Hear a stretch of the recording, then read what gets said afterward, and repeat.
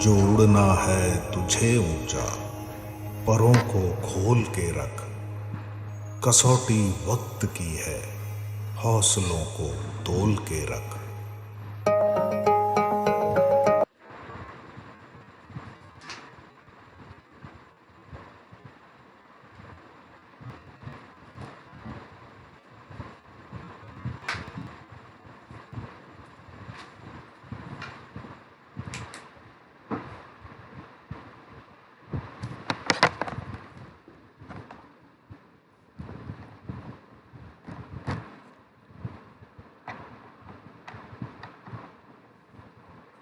Good evening all of you.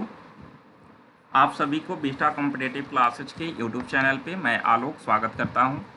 आज के current affairs class में हम लोग 22 मई और 23 मई के जो भी इम्पोर्टेंट क्वेश्चन है उसे देखेंगे। आप सभी लोग ध्यान से क्लास को फॉलो करें। जो लोग नए हैं क्लास सब्सक्राइब करें, लाइक शेयर करें। आप सभी लोग लाइक शेयर करते रहें। और आइए जो भी इम्पोर्टेंट क्वेश्चन है, चाहे नेशनल हो या इंटरनेशनल, सारे क्वेश्चन को हम लोग देखते हैं। तो क्वेश्चन नंबर 1 है, हाल ही में इंटरनेशनल जैव विविधता दिवस मनाया गया। हाल ही में इंटरनेशनल जैव विविधता दिवस कब मनाया गया?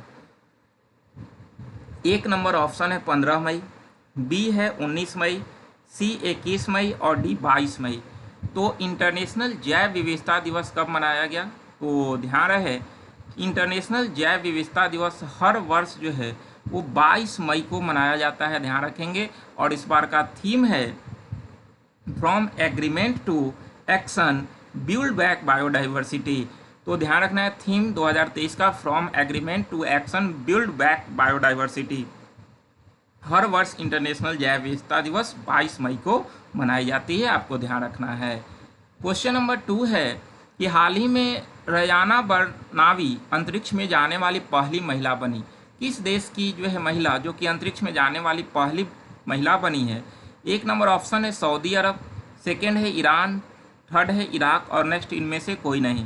तो रयाना बरनावी अंतरिक्ष में जाने वाली सऊदी अरब के पहली महिला बनी है, ध्यान रखना है। सऊदी अरब के पहली महिला बनी रयाना बरनावी, अंतरिक्ष में जाने वाली पहली महिला, ध्यान रखना है। क्वेश्चन नंबर 3 है कि हाल ही में नेशनल ग्रीन ट्रिब्यूनल ने किस नदी में घड़ियाल वन्यजीव अभ्यारण्य और इको सेंसिटिव जोन घोषित करने की घोषणा किया? तो अभी जो है नेशनल ग्रीन ट्रिब्यूनल ने किस नदी में घड़ियाल वन्यजीव अभ्यारण्य और इको सेंसिटिव जोन घोषित करने की घोषणा किया है? एक नंबर ऑप्शन है गंगा, बी नंबर यमुना, सी सोन और नेक्स्ट है गंडक। तो ध्यान रखेंगे कि सोन नदी में घड़ियाल वन्य जीव अभ्यारण्य और इको सेंसिटिव जोन घोषित करने की घोषणा एनजीटी के द्वारा किया गया है, ध्यान रखना है। सोन में स्थापित करेगा, इसलिए एनजीटी ने बिहार और उत्तर प्रदेश को जो है वो 3 माह का समय दिया है ताकि ये जो है वो अपना रिपोर्ट जो है वो एनजीटी को सौंप दें। और इस तरह से ये स्थापित होने के बाद जो है वो बालू खनन जो है वो काफ़ी प्रभावित होगा अगर घड़ियाल वन्यजीव अभ्यारण्य स्थापित होता है तो ध्यान रखेंगे। सोन का उद्गम जो है वो अमरकंटक से होती है और ये अपना मुहाना गंगा नदी में बनाती है, पॉइंट भी आप ध्यान रखेंगे, यानी कि गंगा की सहायक नदी है। क्वेश्चन नंबर 4 है कि हाल ही में आईपीएल इतिहास में सर्वाधिक शतक लगाने का रिकॉर्ड किसने बनाया?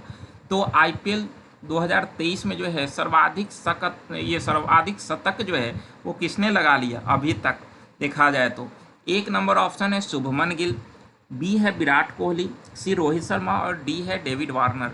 तो ध्यान रखेंगे कि आईपीएल इतिहास में सर्वाधिक शतक लगाने का रिकॉर्ड जो है अब विराट कोहली के नाम हो गया। पहले यह जो है क्रिस गेल के नाम से था, जिन्होंने कुल 6 शतक लगा चुके थे और इस बार विराट कोहली जो है कुल 7 शतक लगाकर जो है आईपीएल में सबसे अधिक शतक लगाने का रिकॉर्ड बनाया। तो ध्यान रखेंगे इसका आंसर हो जाएगा B number Virat Kohli. Question number 5 है कि हाल ही में भारत की अध्यक्षता में G20 टूरिज्म वर्किंग ग्रुप की बैठक आयोजित की जा रहे हैं। तो G20 में जो है वो आपको पता है कि इस बार अध्यक्षता 2023 में भारत कर रहा है और इसी से संबंधित विभिन्न बैठक जो है वो विभिन्न शहरों में आयोजित हो रहे हैं। और इसी क्रम में जो है G20 टूरिज्म वर्किंग ग्रुप की बैठक कहाँ हो रही है?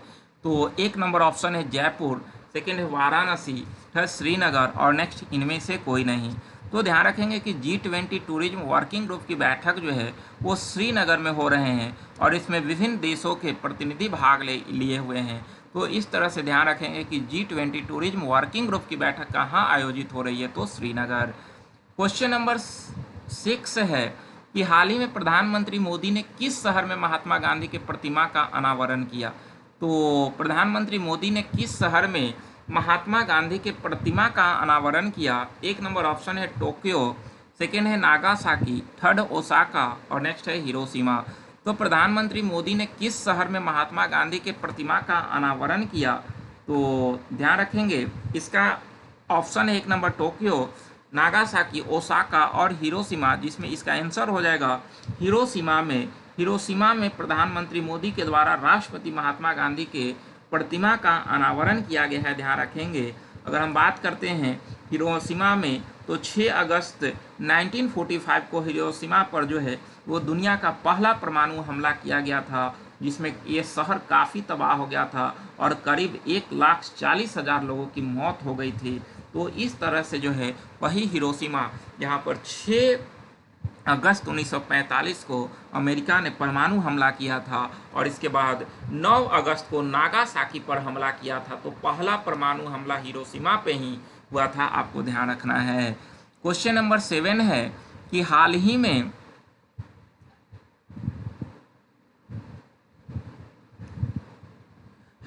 प्रधानमंत्री मोदी ने पापुआ न्यू गिनी जाने वाले पहले प्रधानमंत्री बने। ये कहाँ के, यहाँ के प्रधानमंत्री ने गर्मजोशी से स्वागत किया, यानी कि प्राइम मिनिस्टर मोदी जो है पापुआ न्यू गिनी जाने वाले पहले भारतीय प्रधानमंत्री बने हैं। तो वहाँ के जो प्रधानमंत्री थे उन्होंने क्या किया कि इन्हें गर्मजोशी से स्वागत किया। तो ये कहाँ के प्रधानमंत्री हैं, तो बताएं आप सभी कि जो है वो जेम्स मरापे, एक नंबर ऑप्शन है, सेकेंड है बॉब डाडे, नेक्स्ट है सितविनी राबुका और नेक्स्ट इनमें से कोई नहीं। तो प्रधानमंत्री मोदी ने पापुआ न्यू गिनी गए, तो पापुआ न्यू गिनी के प्रधानमंत्री कौन है जिन्होंने मोदी का गर्मजोशी से स्वागत किया। काफ़ी इंपॉर्टेंट क्वेश्चन है, आप लोग इसका आंसर करें, सभी लोग इसका आंसर करें। तो ध्यान रहे इसका आंसर हो जाएगा जेम्स मरापे। जेम्स मरापे जो है वो पापुआ न्यू गिनी के प्रधानमंत्री है और इन्होंने काफ़ी गर्मजोशी से जो है इनका स्वागत किया है, आपको ध्यान रखना है। तो इसका आंसर एक नंबर होगा पापुआ न्यू गिनी की। अगर राजधानी की हम बात करें तो पोर्ट मोरेस्बी जो है वो इसका राजधानी है। और सेकेंड ऑप्शन जो बॉब डाडे है, ये आपका जो है पापुआ न्यू गिनी के गवर्नर जनरल है, ध्यान रखना है, गवर्नर जनरल बॉब डाडे हैं। वही आपका जो है वो सितविनी राबुका जो है वो चिली के प्रधानमंत्री हैं, आपको ध्यान रखना है। फिजी के प्रधानमंत्री हैं, ध्यान रखेंगे। सितविनी राबुका जो है वो फिजी के प्रधानमंत्री हैं और जेम्स मरापे आपका जो है वो पापुआ न्यू गिनी के प्रधानमंत्री हैं। दोनों ऑप्शन ध्यान रखेंगे क्योंकि प्रधानमंत्री मोदी का पापुआ न्यू गिनी के अलावा जो है वो फिजी दौरा भी था, इसलिए दोनों राष्ट्राध्यक्ष के नाम ध्यान रखना है आप सभी को। क्वेश्चन नंबर 8 है कि हाल ही में प्रधानमंत्री मोदी को किस देश के सर्वोच्च सम्मान से सम्मानित किया गया। तो प्रधानमंत्री मोदी को किस देश के सर्वोच्च सम्मान से सम्मानित किया गया। एक नंबर ऑप्शन है फिजी, जो कि वहाँ का सम्मान है companion of the order of Fiji. Second है पापुआ न्यू गिनी, जिसका जो सम्मान है grand companion of the order of Logohu. C number option है A+B और D जापान। तो ध्यान रखेंगे इसका आंसर सी होगा, जिसमें फिजी और पापुआ न्यू गिनी दोनों देशों के सर्वोच्च सम्मान से सम्मानित किया गया है प्रधानमंत्री मोदी को। तो ये काफ़ी गर्व की बात है कि प्रधानमंत्री मोदी को ये दो देशों के सर्वोच्च सम्मान से सम्मानित किया गया है और ये भारतीयों के लिए काफ़ी गर्व की बात है। तो इस तरह से ये दोनों पॉइंट आप ध्यान रखेंगे क्योंकि आने वाला एग्जाम में इस तरह के क्वेश्चन आपको एग्जाम में देखने के लिए मिल सकता है। क्वेश्चन नंबर 9 है कि हाल ही में नई दिल्ली में जनगणना भवन का उद्घाटन किसने किया। तो जनगणना भवन का उद्घाटन अभी हाल ही में नई दिल्ली में किसने किया। तो एक नंबर ऑप्शन है नरेंद्र मोदी, बी है द्रौपदी मुर्मू, सी अमित शाह और डी राजनाथ सिंह। तो दिल्ली में जनगणना भवन का उद्घाटन किसने किया। तो ध्यान रखेंगे इसका आंसर होगा सी नंबर गृह मंत्री अमित शाह के द्वारा जनगणना भवन का उद्घाटन किया गया, ध्यान रखना है। अमित शाह के पास गृह मंत्रालय है, इसके अलावा सहकारिता मंत्रालय है, और ध्यान रखना है कि जनगणना जो है वो गृह मंत्रालय के अंतर्गत ही आता है। तो इस तरह से अमित शाह के द्वारा उद्घाटन किया गया। पहली बार जनगणना लॉर्ड मेयो के शासनकाल में जो है वो 1872 ईस्वी में हुआ था, ध्यान रखेंगे, जबकि नियमित जनगणना की शुरुआत 1881 ईस्वी में लॉर्ड रिपन के काल से शुरू हुआ है। ध्यान रखना है ये दोनों पॉइंट आप सभी को। क्वेश्चन नंबर 10 है कि हाल ही में सिनेमा के प्रसिद्ध एक्टर शरथ बाबू का निधन हो गया, इनका संबंध है। तो शरथ बाबू का निधन हो गया, ये जो है वो किस भाषा के सिनेमा के प्रसिद्ध एक्टर थे? एक नंबर ऑप्शन है तमिल, बी तेलुगु, सी A+B और डी मराठी। तो ध्यान रखना है कि ये आपका तमिल और तेलुगु दोनों थे। तो तमिल और तेलुगु सिनेमा के प्रसिद्ध एक्टर शरथ बाबू का निधन हो गया है, ध्यान रखना है। इसका आंसर सी नंबर हो जाएगा।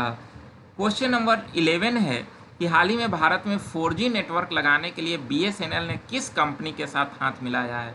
तो 4G नेटवर्क लगाने के लिए जो है वो BSNL ने किस कंपनी के साथ हाथ मिलाया है? एक नंबर ऑप्शन है एयरटेल, सेकेंड है TCS, नेक्स्ट है टेक महिंद्रा और नेक्स्ट है रिलायंस। तो ध्यान रखेंगे कि जो है वो BSNL ने TCS के साथ समझौता किया है, आपको ध्यान रखना है। इसका आंसर बी नंबर हो जाएगा। क्वेश्चन नंबर 12 है कि हाल ही में भारतीय क्रिकेट टीम के नए किट स्पॉन्सर के रूप में किसके साथ सौदा किया है? तो भारतीय क्रिकेट टीम के नए किट स्पॉन्सर के रूप में किसके साथ समझौता किया है? आप लोग को आंसर करना है। एक नंबर ऑप्शन है रीबॉक, एक नंबर ऑप्शन है रीबॉक, सेकेंड है ड्रीम 11, थर्ड है नाइकी और फोर्थ है एडिडास। तो ध्यान रखेंगे कि जो है वो एडिडास के साथ BCCI ने समझौता किया है। तो इसका आंसर हो जाएगा डी नंबर, आपको ध्यान रखना है। इसका आंसर हो जाएगा डी नंबर, एडिडास के साथ जो है वो BCCI ने समझौता किया है, तो ध्यान रखना है। क्वेश्चन नंबर 13 है कि हाल ही में जल संरक्षण प्रबंधन और उसके महत्व के प्रति जागरूकता है तो सर्वश्रेष्ठ राज्य का पुरस्कार जो है वो किसे दिया गया? तो अभी नेशनल वाटर अवार्ड जो है वो दिए जाने की घोषणा किया गया, जो कि 17 जून को चौथे राष्ट्रीय जल पुरस्कार जो है वो पुरस्कार वितरित किए जाएंगे और इसी के लिए अभी घोषणा किया गया है। तो इसमें सर्वश्रेष्ठ राज्य का पुरस्कार किसे दिया गया? एक नंबर ऑप्शन है आपका मध्य प्रदेश, सेकेंड है ओडिशा, थर्ड आंध्र प्रदेश और नेक्स्ट है बिहार। तो ध्यान रखना है कि जल संरक्षण प्रबंधन और उसके महत्व के प्रति जागरूकता हेतु सर्वश्रेष्ठ राज्य का पुरस्कार मध्य प्रदेश को दिया गया। तो मध्य प्रदेश को सर्वश्रेष्ठ राज्य का पुरस्कार दिया गया, ध्यान रखना है। और इसमें जो है वो अगर हम बात करें कि दूसरे स्थान पर कौन है, तो दूसरे स्थान पर ओडिशा है और तीसरा स्थान पर जो है वो आंध्र प्रदेश और बिहार दोनों है, ध्यान रखेंगे। तो आंध्र प्रदेश और बिहार जो है वो तीसरा स्थान पे है, जबकि ओडिशा जो है वो सेकेंड स्थान पे है। तो सर्वश्रेष्ठ राज्य में ये है, जबकि आपका जो है यह 41 पुरस्कार जो है 11 श्रेणी में दिया गया है। इसमें अगर हम बात करें राज्य के बाद कि सर्वश्रेष्ठ जिला का पुरस्कार किसको दिया गया, इसमें सर्वश्रेष्ठ जिला का पुरस्कार किसे दिया गया? एक नंबर ऑप्शन है गंजम ओडिशा, सेकेंड है नमकलन तमिलनाडु, नेक्स्ट है आदिलाबाद तमिलनाडु और तेलंगाना और इनमें से कोई नहीं। तो सर्वश्रेष्ठ जिला में गंजम ओडिशा को फर्स्ट नंबर पे, सेकेंड पे जो है वो नमकलन तमिलनाडु और तीसरा पर आदिलाबाद तेलंगाना को दिया गया है। तो ये जिला में है, जिला में रैंकिंग है, फर्स्ट पे गंजम, आपको ध्यान रखना है। और नेक्स्ट क्वेश्चन जो है वो जल प्रबंधन और उसके महत्व के प्रति जागरूकता है तो सर्वश्रेष्ठ पंचायत का पुरस्कार किसे दिया गया है? तो सर्वश्रेष्ठ पंचायत में कौन है, आप लोग इसका आंसर करें। तो ध्यान रखेंगे कि सर्वश्रेष्ठ पंचायत में जो है वो पहला नंबर पर जगन्नाथपुरम तेलंगाना है, सेकेंड पे कदावूर तमिलनाडु है और थर्ड पे जो है वो मन्नीकल केरल है, आप ध्यान रखेंगे। थर्ड पर मन्नीकल केरल है और आपका जो है करेगांव महाराष्ट्र जो है वो आपका तीसरे स्थान पर है और कदावूर तमिलनाडु और मणिकल केरल जो है वो संयुक्त रूप से ये दोनों जो है वो सेकेंड रैंक पे है। तो ध्यान रखेंगे पहला पर जगन्नाथपुरम तेलंगाना, सेकेंड पे ये दोनों है और थर्ड पर करेगांव महाराष्ट्र है, ध्यान रखेंगे।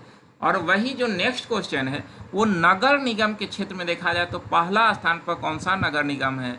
तो ध्यान रखेंगे कि पहला स्थान पर चंडीगढ़ है, सेकेंड पे इंदौर है, थर्ड पे सूरत और सतारा दोनों है संयुक्त रूप से, आपको ध्यान रखना है। तो इस प्रकार जो है वो आपका जो है वो देखा जाए तो जल प्रबंधन उसके महत्व के प्रति जागरूकता हेतु जो है वो पुरस्कारों की घोषणा किया गया है। तो इस तरह से ये सारे पॉइंट आप ध्यान रखेंगे, ये सारे क्वेश्चन काफ़ी इम्पॉर्टेंट है। तो आज इतना ही आप सभी के लिए क्वेश्चन थे, तो आप सभी इसे 2-4 बार देखें ताकि आपका पूरा करेंट क्लियर हो सके और आप एग्जाम में बेहतर कर सके। तो आज यहीं तक, मिलते हैं नेक्स्ट क्लास में। आप सभी को बहुत बहुत धन्यवाद, बहुत बहुत धन्यवाद आप सभी को।